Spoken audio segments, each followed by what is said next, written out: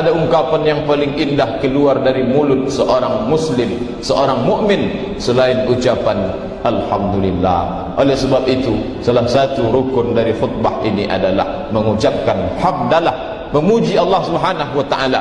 Sampai-sampai dikatakan Nabi sallallahu alaihi wasallam, kullu amrin zibalin, semua amal yang baik, walam yabda bihamdillah, kalau tak diawali, kalau tidak dimulai dengan ucapan pujian kepada Allah Subhanahu wa taala, fahuwa aqta', maka amal itu terputus, tidak bernilai di hadapan Allah Subhanahu wa taala. Bersyukur kepada Allah dengan ucapan alhamdulillah, bersyukur kepada Allah dengan perbuatan melaksanakan segala perintah Allah, menjauhi segala larangan Allah Subhanahu wa taala. Allah berjanji dalam Al-Qur'an, la in syakartum, kalau kamu bersyukur kata Allah, la azidannakum, pasti akan aku tambah nikmatku itu padamu. Akan tetapi kalau kita tidak syukuri nikmat Allah yang begitu banyak, maka Allah pun juga punya janji bagi orang-orang yang tak bersyukur. Wala in kafartum, kalau kamu kufur, kalau kamu tutupi nikmat itu, kalau kamu tidak tampakkan dia ke permukaan, tidak kamu syukuri, inna azabi lasyadid, sesungguhnya azabku amat sangat pedih. Ketika Allah ingin menciptakan kita, saat itu malaikat bertanya, saat itu malaikat komplain, tak setuju. Ataj'alu fiha man yufsidu fiha wa yasfikud dima, ya Allah, apakah engkau akan ciptakan mereka yang hanya akan yufsidu fiha, hanya akan buat kerusakan, wa yasfikud dima, mereka hanya akan berperang, saling membunuh dan menumpahkan darah. Wa nahnu nusabbihu bihamdika wa nuqaddisu lak, kami bertasbih, kami mensucikan, kami mengagungkanmu. Ya Allah, kalau hanya untuk menciptakan makhluk baru bernama manusia, tak perlu engkau ciptakan, karena kami sudah cukup untuk bertasbih mengagungkanmu. Tapi Allah Subhanahu wa taala punya rahasia lain. Apa jawab Allah? Inni a'lamu ma la ta'lamun, aku lebih tahu apa yang tidak kamu ketahui. Apa sebenarnya yang diinginkan Allah Subhanahu wa taala? Banyak orang-orang di sekeliling kita tak lagi ada bersama kita, masih terbayang raut wajah mereka, masih teringat kita dengan ucapan mereka, tapi jasad mereka tak ada bersama kita. Lalu kita masih dibiarkan Allah berjalan di atas permukaan bumi ini. Apa yang diinginkan Allah Ta'ala dari kita? Maka jawabannya disebutkan dalam surat Al-Mulk, alladzi khalaqal mauta, Allah yang menciptakan mati, wal hayata, Allah juga yang menciptakan hidup. Untuk apa dia buat hidup dan mati? Dia buat ada kelahiran, ada kematian, ada buayan, ada liang lahat. Lalu mengapa kita berada di antara dua itu? Liyabluwakum ayyukum ahsanu amala, untuk menguji, tak lain tak bukan yang ingin diuji oleh Allah Subhanahu wa taala adalah ayyukum ahsanu amala, siapa yang paling baik amalnya. Allah tak lihat siapa yang paling kaya di antara kita, Allah tak menilai siapa yang paling tinggi jabatannya di antara kita.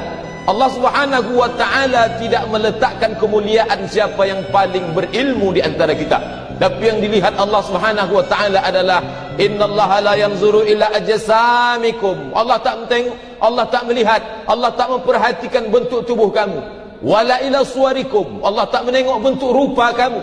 Lalu apa yang dilihat Allah dari kita? Walakin yanzuru ila qulubikum, yang ditengok, yang diperhatikan, yang dilihat oleh Allah Subhanahu wa taala adalah qulubikum, hati kamu, wa a'malikum, dan amal kamu.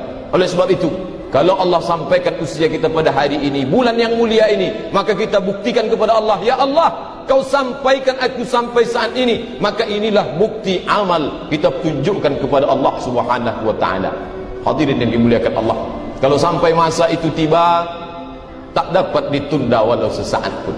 Ada sebagian orang menyangka dia masih hidup saat ini karena dia menjaga kesehatan. Banyak orang yang sehat mati mendadak. Ada sebagian orang menyangka dia hidup sampai saat ini karena dia muda belia. Banyak orang yang muda mati tiba-tiba.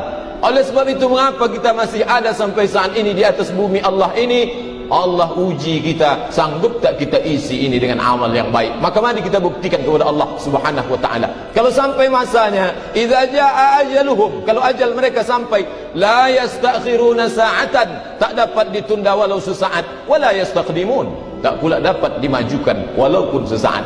Ketika sampai masanya, apa yang akan mengiringi kita? Yatsba'ul mayyita salasun, yang mengiringi kita nanti ke alam barzah, ke liang lahat, tak kurang tak lebih salasun, hanya ada 3 saja. Yang pertama yang mengiringi kita adalah maluhu, hartanya. Harta yang begitu banyak, dicari pagi pulang petang, beras keringat banting tulang, dia ikut mengiringi kita. Tapi apakah dia akan sampai masuk ke dalam? Yang kita bawa hanya 3 helai kain putih yang tak berjahit, itu yang menemani kita di dalam. Lalu apa lagi yang akan mengiringi kita? Ahluhu, keluarga, anak cucu cicit keponakan menantu handai tolan kerabat tetangga, semua ikut mengiringi kita. Mau mereka masuk ke dalam. Mungkin ada 2, 3, 4 orang akan masuk menyambut jenazah kita. Dia letakkan kita di liang lahat. Setelah itu dia naik ke atas. Mereka akan menimbun kita, mereka akan menginjak kita. Setelah itu mereka doakan. Setelah itu mereka pun pulang kembali ke rumah masing-masing. Wa yabqa wahidun yarji'u ithnani wa yabqa wahidun. Yang 2 kembali, harta kembali, keluarga kembali. Lalu siapa yang menemani kita di dalam? Wa yabqa wahidun, yang tinggal 1. Siapa yang tinggal itu? Wa amaluhu. Kalau pernah tangan ini dipakai mengusap kepala anak yatim, kalau pernah tangan ini dipakai bergotong royong membangun masjid, kalau pernah tangan ini dipakai untuk menyumbang infak, sedekah, wakaf, zakat, maka itulah yang akan menolong kita di hadapan Allah Subhanahu wa taala. Kalau pernah kaki ini dipakai melangkahkan kaki ke masjid melaksanakan fardu salat berjamaah, kalau pernah kaki ini dipakai berjihad fi sabilillah, maka itu yang akan menolong kita di hadapan Allah Subhanahu wa taala. Ketika mata meneteskan air mata di tengah malam yang sunyi, yang sepi, ketika orang lain tidur pulas, ada seorang hamba Allah yang terjaga melawan kantuknya, lalu dia kenang dosanya begitu banyak, lalu dia teteskan air mata, maka itulah yang dapat menolong kita di hadapan Allah Subhanahu wa taala. Lain daripada itu, haba'an mansura, seperti debu ditiup angin. Hadirin jamaah Jumat yang dimuliakan Allah Subhanahu wa taala, hari Jumat, hari yang mulia, mari kita gunakan sejenak waqfah ma'an nafsi, sejenak bersama jiwa. Selama sepekan ini kita terlalu sibuk mengurus orang lain, sibuk mengurus urusan orang lain, sehingga kita tak sempat mengurus urusan kita sendiri. Oleh sebab itu mari kita merenung sejenak. Itu yang dipesankan oleh para sahabat Nabi, para ulama. Tafakkaru sa'ah, berfikir sejenak, berfikir menggunakan akal yang diberikan Allah Subhanahu wa taala sebelum masanya tiba. Karena ketika tiba masanya, saat itu orang tak lagi dapat berfikir. Ketika azab sudah di pelupuk mata, ketika jeritan tangis karena kesakitan azab didengar telinga, saat itu orang-orang yang berada di dalam neraka berkata kepada Allah Subhanahu wa taala, Rabbana, ya Tuhan kami, abasarna, mata kami sudah menengok itu azab yang menyakitkan, wa sami'na, kami pun sudah mendengar azab itu, farji'na, balikkan lagi kami ke alam dunia, na'mal salihan, kami ingin beramal saleh, inna muqinun, kami yakin seyakin-yakinnya. Tapi betapa malangnya, saat itu tak ada lagi gunanya penyesalan, karena saat itu bukan waktu untuk menyesal, saat itu adalah waktu untuk mempertanggungjawabkan segala amal perbuatan kita di hadapan Allah Subhanahu wa taala.